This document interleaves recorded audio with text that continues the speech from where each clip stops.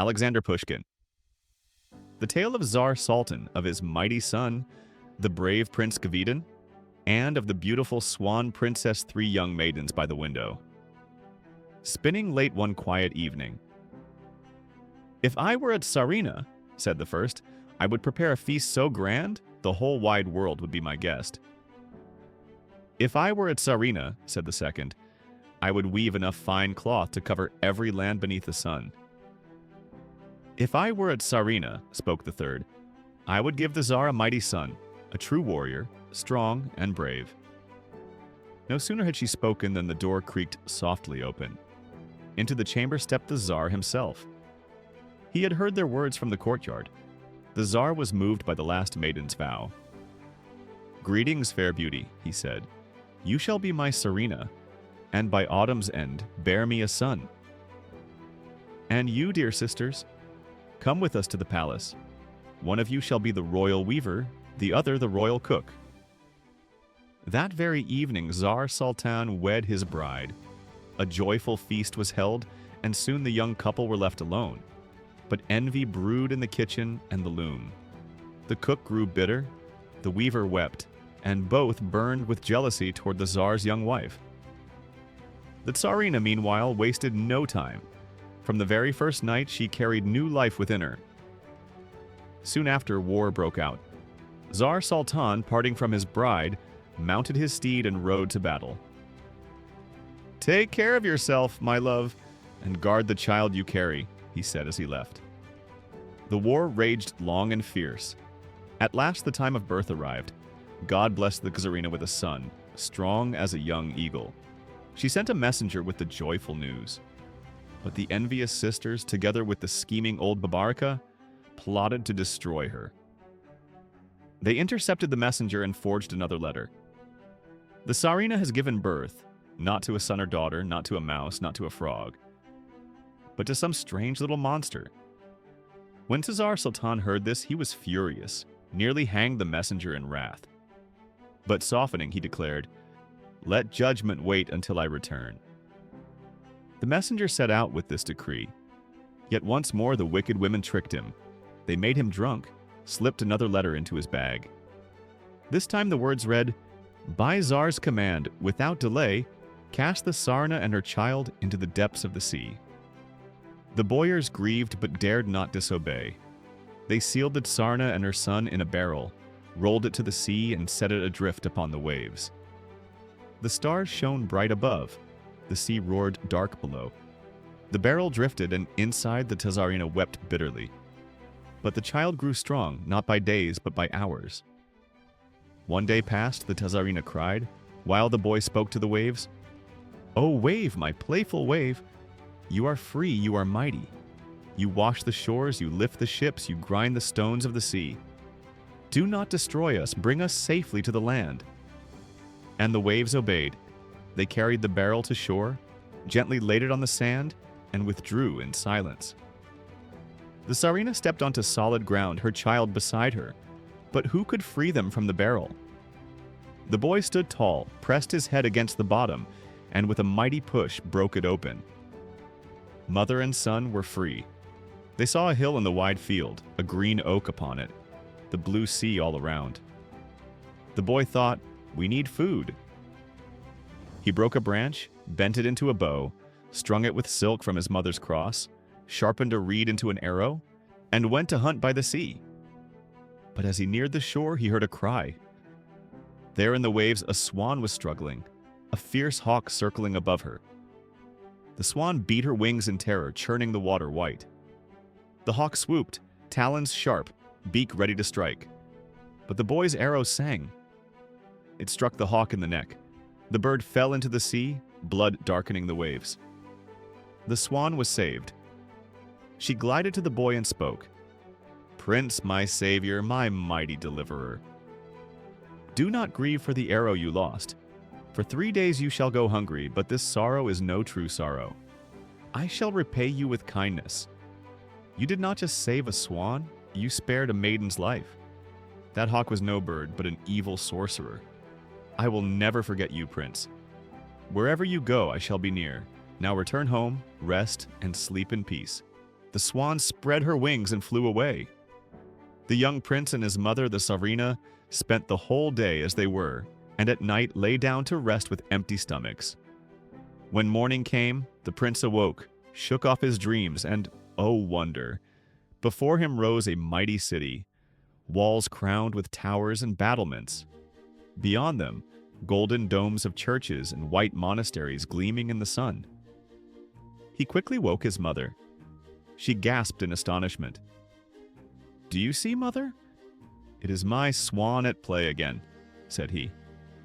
Together they went toward the city. The moment they passed its gates, trumpets and bells thundered all around. Crowds of people rushed to greet them. Church choirs sang praise to God, and in golden carriages came the royal court. All hailed the young prince and placed upon his brow the princely crown. Thus, with his mother's blessing, he began his reign that very day, and took the name Prince Gvidon. Meanwhile, the sea winds blew, driving a ship across the waves. Sailors, gazing from the deck, beheld a marvel. Upon the familiar island now stood a golden-domed city, with a mighty harbor, cannons on its walls, and guards calling to the ship to dock. The ship made harbor. Prince Gvidon welcomed the merchants, feasted them with food and drink, then asked, "Tell me, good sirs, what do you trade, and whither are you bound?" The merchants bowed and replied, "We have traveled the whole wide world, trading in sable and silver fox. Now our journey turns eastward, past the Isle of Buyan, to the realm of Tsar Saltan." Prince Gvidon spoke, "Godspeed to you, my friends, across the ocean's waves to the noble Tsar Saltan. And carry him my humble bow." The merchants departed, while Gvidon watched their ship fade into the horizon, his heart heavy with longing.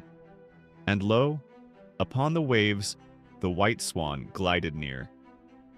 "Why so silent, my prince? Why so pale, as if under stormy skies? What sorrow troubles you?" Prince Gvidon sighed. "Longing devours me. One grief weighs on my heart. Oh, how I wish to see my father." The swan replied, "So that is your sorrow. Then listen, my prince, would you fly across the sea and follow the merchant ship?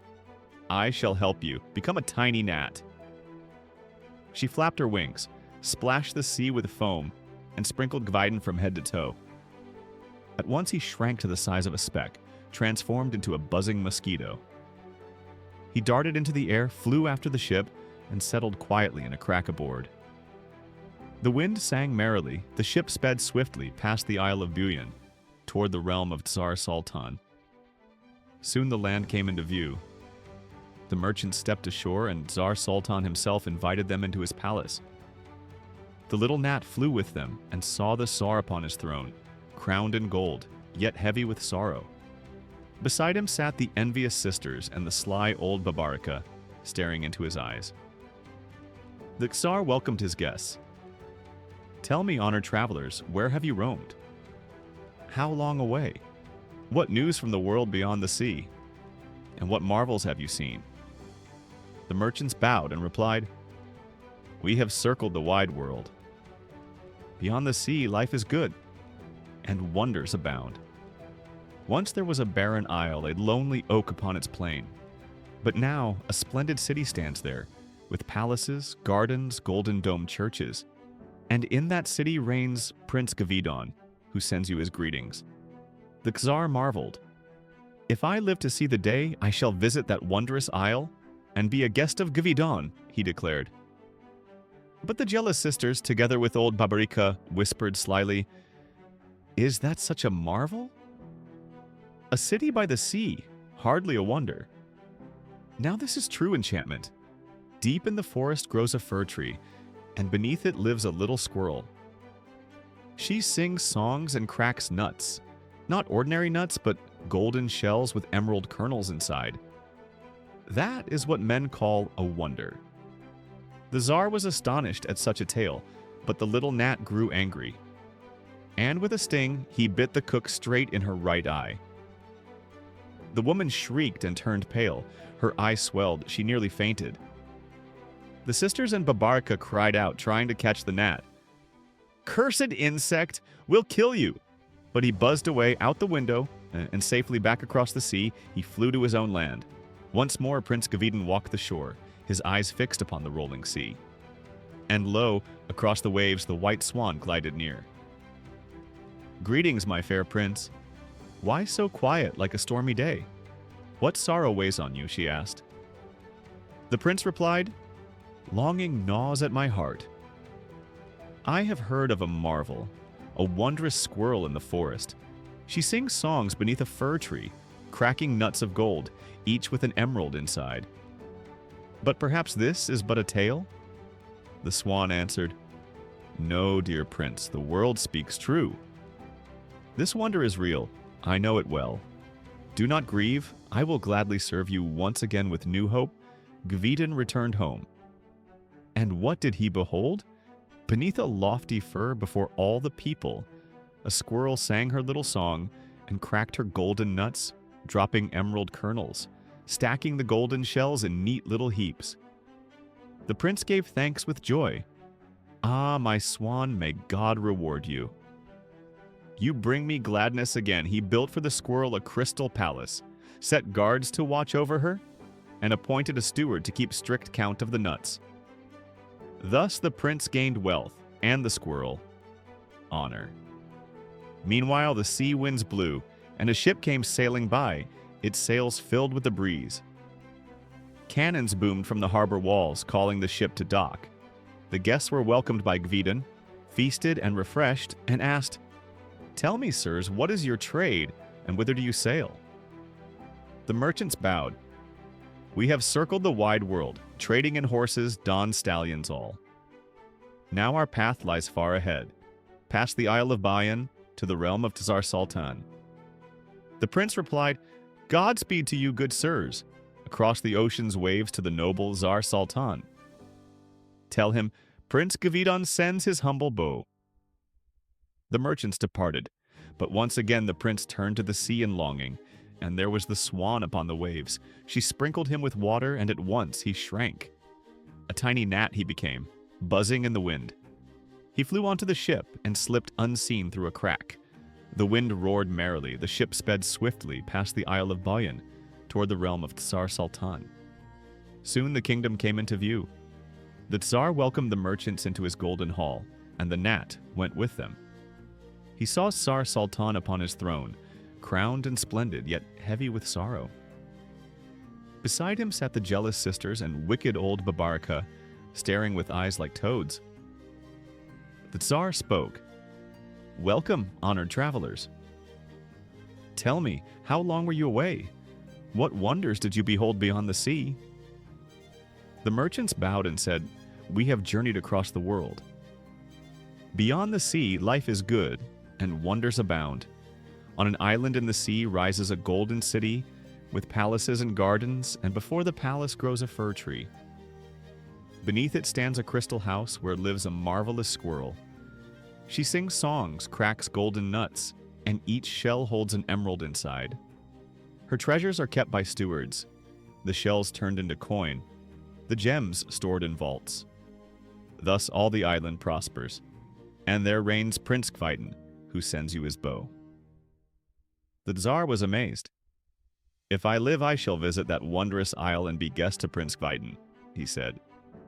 But the jealous sisters and sly Babrika whispered once more, "What is so marvelous in this?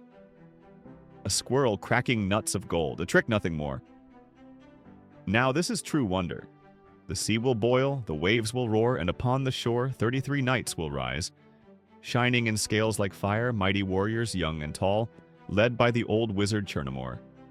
That, O Tsar, is a marvel indeed." The Tsar marveled at their words, but the little gnat grew angry, and with a sting, he bit the weaver straight in her eye. She shrieked and turned pale. Her eye swelled, she nearly fainted. The court cried out, "Catch it! Kill it! The cursed fly!" But the gnat flew out the window and returned in peace across the sea to his own land. Once again Prince Gavidan walked to the shore, his eyes fixed upon the endless blue.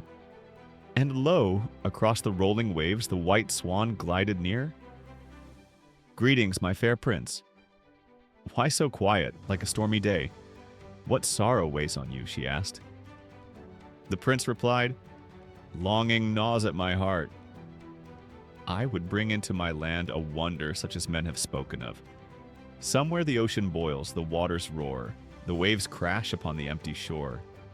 And there from the foaming tide emerge 33 mighty warriors in scales that shine like fire, all tall, all young, all fair, marching side by side, led by their bearded uncle, the mighty Chernamore. This is the wonder I desire." The swan smiled and said, "So this is what troubles you? Do not grieve, dear prince, I know this marvel well. For those sea warriors are my own brothers. Go now and wait. Soon you shall see them." The prince, forgetting sorrow, climbed his tower and gazed upon the sea. Suddenly the waters heaved, foaming, roaring, and upon the shore stood 33 warriors, shining in scales of fire.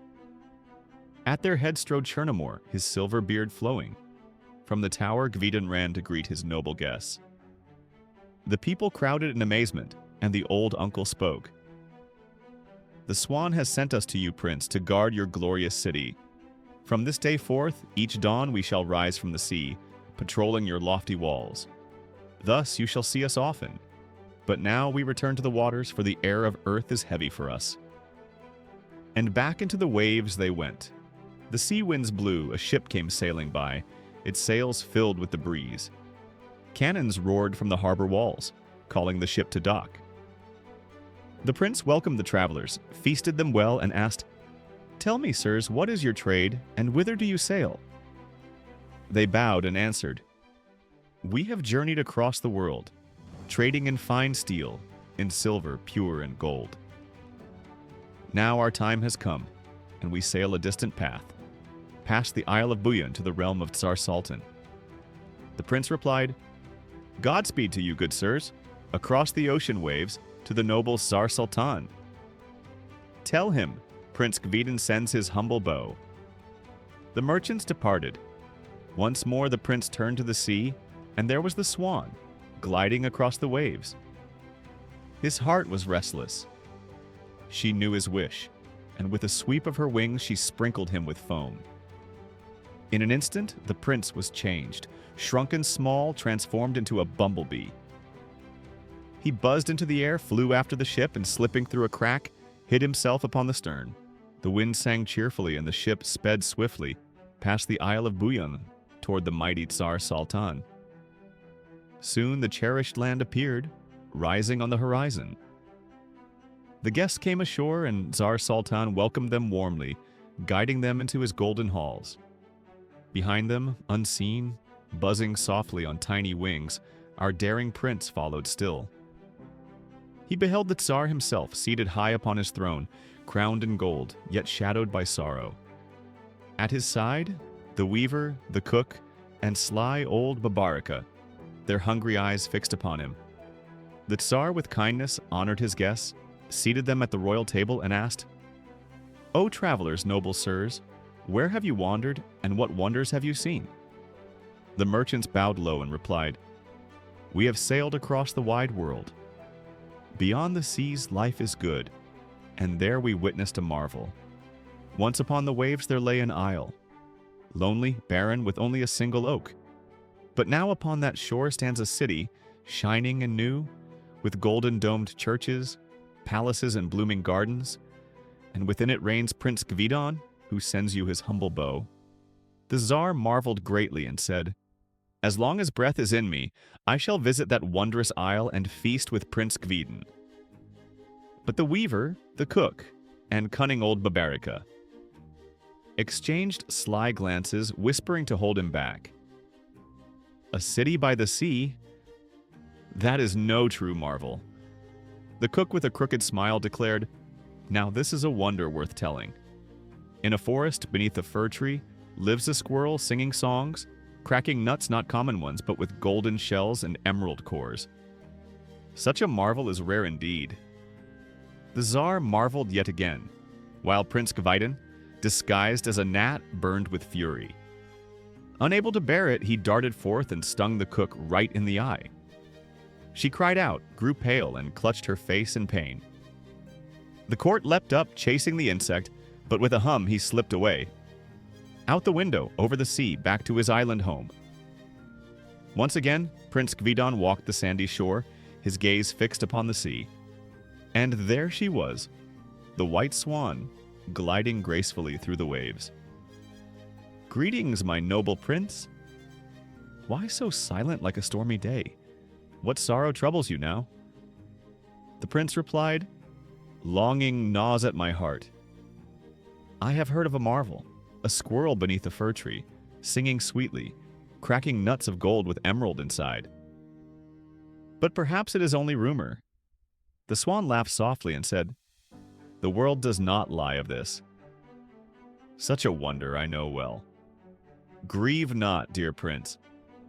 Gladly will I grant it to you." With hope renewed, the prince returned to his city. And what did he behold? Beneath a tall fir tree sat a squirrel before all the people, cracking golden nuts, laying emerald kernels in neat little heaps, and singing with a cheerful voice. In the garden, in the orchard. The prince was filled with wonder. "Ah, thank you, dear swan. Blessings upon you, for you have filled my heart with joy." For the squirrel he built a crystal palace, placed guards around it, and ordered scribes to count every nut with care. Thus the prince gained treasure, and the squirrel great honor. Once more the sea wind rose, carrying a ship across the waves. It sped past cliffs and shore toward Gvidon's gleaming city. Cannons thundered from the harbor, welcoming the ship to dock. The travelers came ashore, feasted at the prince's table, and he asked them kindly, "Makanin, tell me, good sirs, what is your trade? And where does your journey lead?" The merchants answered, "We have traveled far, trading in fine horses, sturdy steeds of the dawn. But now our road lies long, past the Isle of Buyan to the realm of Tsar Saltan." The prince replied, "Godspeed to you, noble sirs, across the vast and mighty sea, to the glorious Zar Sultan. Tell him Prince Gvidon sends his humble bow." The guests departed, but Gvidon once more turned his eyes to the sea. There, upon the waves, the white swan was gliding. His heart grew restless. She already knew his secret wish.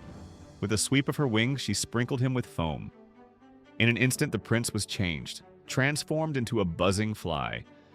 Up he rose into the sky and swiftly caught the ship, hiding in a tiny crevice between sea and sky. The wind sang merrily, and the ship sped swiftly past the Isle of Buyan toward the realm of Tsar Saltan. And soon, upon the horizon, the long-awaited land appeared. The travelers stepped ashore. Zar Sultan himself welcomed them and led them into his palace. Behind them, unseen, our bold prince followed, buzzing softly on tiny wings. There sat the Tsar, shining in golden splendor upon his throne, crowned with jewels. Yet sorrow clouded his face. Beside him sat the weaver, the cook, and crafty old Babarika. 3 pairs of greedy eyes fixed firmly on the Tsar. Sultan greeted the guests with honor, seated them at his royal table, and asked, "O you, noble travelers, long have you wandered? Where have you been? Is life across the seas good or bitter? And what wonders have you seen?" The merchants bowed and said, "We have circled the whole wide world. Beyond the seas, life is not harsh, and we have seen such a marvel. Upon the sea there lies an isle, and upon that isle a mighty city. Each day a miracle takes place. The sea will stir and boil, rise with a roar, and crash upon the empty shore. But when the waters fall away, upon the sands appear 33 brave warriors, their golden mail ablaze with fire. All are young and handsome, mighty giants, tall and proud, each alike in strength and beauty. And with them comes their leader, the ancient Uncle Chernomor, who marches them in pairs, guarding the island, keeping watch. No sentinels are braver, none more faithful, none more steadfast, and within that shining city dwells Prince Gvidon. He sends you his humble bow." The Tsar marveled greatly. "As long as I live, I shall visit that wondrous isle and feast with Prince Gvidon." The cook and weaver said nothing, but sly Babarika smiled and spoke. Is this a marvel, truly? Men who rise from the sea and march about on guard? Perhaps they jest, perhaps they lie. But I see no wonder there. There is another marvel worth the telling. Beyond the seas lives a maiden whose beauty no eye can withstand. By day she dims the very sun, by night she lights the earth. A crescent moon gleams beneath her braid, and a star shines upon her brow. She walks with the grace of a swan, and when she speaks, her voice flows sweetly like a murmuring brook. Yes, this is a wonder true and rare. The wise guests held their tongues, for none would quarrel with the old woman. The Tsar marveled at her tale, while Prince Kvitin, though angered, pitied her failing eyes. He buzzed above her, swirled about, and landed squarely on her nose. The prince stung her sharply, and a great swelling rose. Once more there was an uproar. Help us, for God's sake! Catch him! Catch the beast! Strike him down! Destroy him! Wait, just a moment! But the buzzing fly darted away, through the window, across the sea, and home to his island once more. Along the blue and boundless sea the prince walked, lost in thought. Never once did he lift his eyes, for his gaze was fixed on the waves, and suddenly, upon the flowing waters, a white swan glided gracefully. Greetings, my fair prince. Why so quiet, like a day of sorrow? What weighs upon your heart? Thus the swan addressed him. Prince Kvitin replied, Grief consumes me. Loneliness gnaws at my soul. All around me people wed, and I alone remain unwed. Whom do you seek, my prince? Asked the swan. He answered, They say far away there lives a princess of such beauty that no man can turn his eyes away. By day she dims the very sun, by night she lights the earth. A crescent moon shines beneath her braid, and a star glitters on her brow. She is noble, stately, walking with the grace of a swan. And her speech, sweet and gentle, flows like a murmuring brook. But tell me, is this truth, or only tale? The prince trembled, awaiting her reply. The white swan was silent. At last she spoke. Yes, such a maiden truly exists. But a wife is not a glove. You cannot simply slip her off or tuck her into your belt. So hear my counsel, prince. Think carefully, lest you regret your choice. The prince swore before her, It is time for me to marry. I have pondered this deeply, and my heart is set. With passion I am ready to seek this wondrous maiden, even if I must walk on foot beyond thrice 9 lands. The swan sighed deeply and said, Why go so far, my prince? Your fate lies near. The princess you seek is none other than I. With a sweep of her wings, she soared above the waves, then descended to the shore. She stirred, she shook, and transformed into a princess. Beneath her braid the moonlight gleamed, and on her brow a star shone bright. Stately she was like a swan, and her speech flowed gently like a sparkling brook. The prince embraced her, held her close to his heart, and led her swiftly to his beloved mother. Falling to his knees, he said, Dearest mother, I have chosen a bride, your loyal daughter now. We both beg your blessing, your sacred permission. Bless us, mother, that we may live in harmony and love. The mother raised the holy icon, and with tears upon her cheeks she blessed them. May God reward you, my children. Soon the wedding bells rang out, the prince and princess were wed. They began their days together, living in joy. Awaiting the gift of children, the wind was roaming o'er the sea, and urged the ship along its way. It danced upon the foaming waves, its sails stretched wide with pride. Past a rocky island steep, past a city grand and tall, the cannons thundered from the shore, calling the vessel to the pier. The guests stepped onto land, and Prince Kvitin welcomed them. He feasted them with bread and wine and asked with kindly voice, Tell me, noble travelers, what is your trade? And where does your long journey lead? The merchants bowed and answered, We have journeyed round the world. We have traded far and wide, and now our road lies eastward still. homeward bound, beyond the seas, past the Isle of Buyan, to the realm of Tsar Saltan. Then spoke Prince Gvidon. Good fortune to you, noble sirs, across the boundless ocean waves, to the glorious Zar Sultan. Remind him of his promise true. He vowed to visit us as guest, yet still he has not come. Carry him my humble bow. So off the guests departed, their ship set forth upon the sea, but this time Prince Gvidon stayed, remaining home beside his bride. The wind was singing merrily, the ship was gliding steadily, past the Isle of fair Buyan, toward the realm of Tsar Sultan. And lo, from far before their eyes, the long-awaited land did rise. The travelers stepped upon the shore, and soon they entered through the door. The Tsar received them in his hall, crowned with gold, majestic, tall. Beside him sat the weaver sly, the cook, and Babarika, three who watched with cunning eyes. The Tsar gave honor to the guests, seated them at his royal feast, and asked with kindly, earnest tone, "Oh, tell me, travelers, good sirs, where have you journeyed? What have you seen? What wonders live beyond the seas?" The merchants bowed and said with grace, "We have journeyed round the world. Life beyond the seas is fair, yet here is marvel past compare. There lies an island in the sea, and on that isle a city stands, with golden-domed cathedrals bright, with palaces and gardens wide. Before the palace grows a fir, and at its roots a crystal house where dwells a gentle squirrel rare, a wondrous creature past compare. It sings sweet songs the livelong day, and cracks its nuts in merry play. Yet these are not mere nuts of wood. Their shells are gold, their kernels, gems, emerald stones of purest green. The squirrel is cherished, watched with love, guarded well and kept with care. And there is yet another wonder. The sea will swell, begin to thunder, foam will rise and roar aloud, and surge against the empty shore.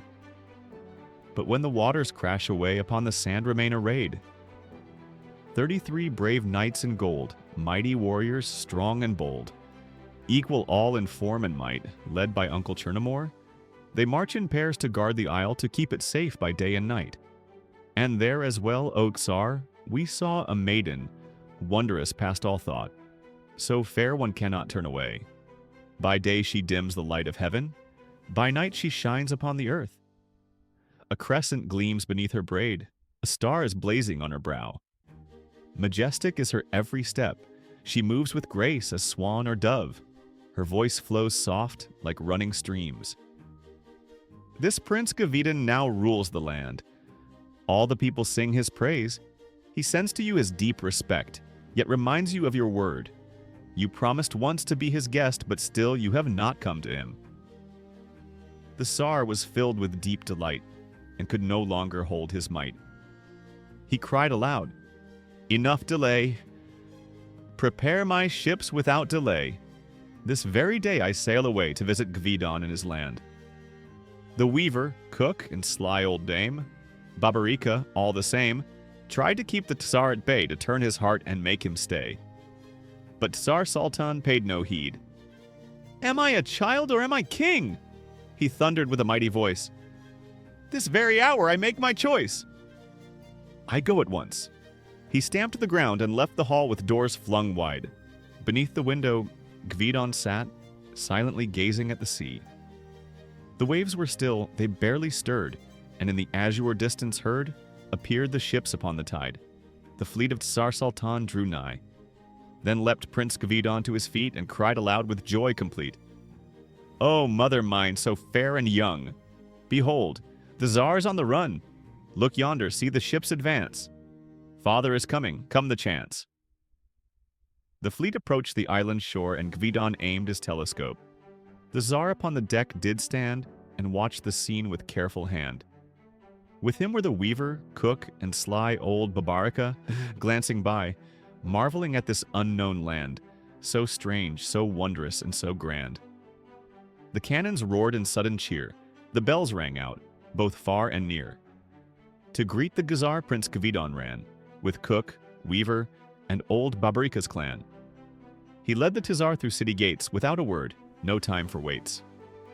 Inside the palace, shining wide, stood 33 brave knights in pride, all young and strong in gleaming mail, and Uncle Chernamore did not fail. Beneath a fir tree, tall and grand, a squirrel sang with nuts in hand, golden shells and emerald seeds, stored carefully as the courtly needs. The distant guests all looked amazed, and there the princess fairly blazed. A crescent gleamed beneath her braid, a star upon her brow displayed. Majestic, proud, she led her way to meet her mother on that day. The Tsar beheld, and with a start, a fire leapt up within his heart. What do I see? How can it be? Tears fell, embracing family. The son, the queen, all gathered near, and joyous feasting did appear. The weaver, cook, and Babarika too ran off to hide, yet none could subdue. At last they owned up, crying loud, confessing all ashamed and cowed. The Tsar, in joy beyond compare, forgave them all, released them there. The day went on. Zar Sultan, full and grand, was laid to rest by gentle hand. I too was there with honey and ale, and only wet my mustache's trail.